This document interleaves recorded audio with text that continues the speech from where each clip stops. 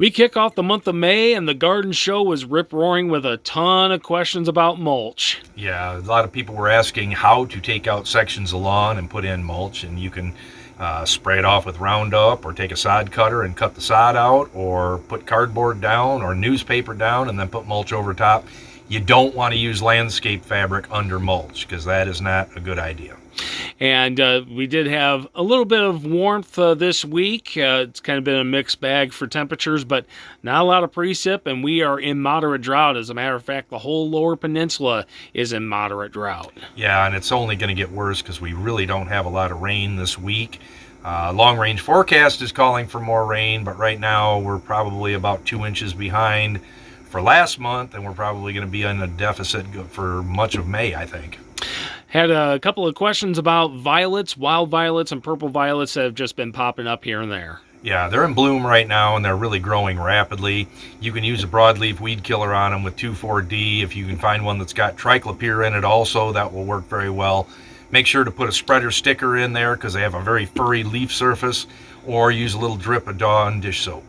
And also, somebody was looking to grow horseradish. Yes, horseradish.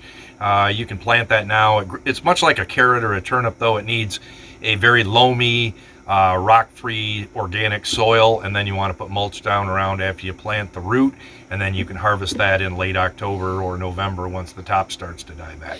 And also a couple of questions here and there about some invasive species, especially since there's a couple of invasive species that South Bend is looking to get rid of. One of them is the Bradford pear. Yeah, Bradford pear is a tree that's been probably, in my opinion, overly planted. It's a very breakable tree, but it shoots these little tiny pears out that are inedible, and then they sprout all over the place. So we need to diversify our tree canopy and try to plant other things that maybe don't do that. Well, this upcoming week, we're supposed to have normal temperatures, normal precip, but the week after, we're starting to dip back into below normal temperatures, but we're going to be waiting at least a full week for above normal precip. Hopefully by mid-May, we'll actually see a good batch of rain. Well, that would be good. And, you know, somebody called about planting tomatoes and peppers and things like that. It's way too early to do that. You want to put the warm season crops in warm soil. So we're probably at least a good 3 weeks away from doing that.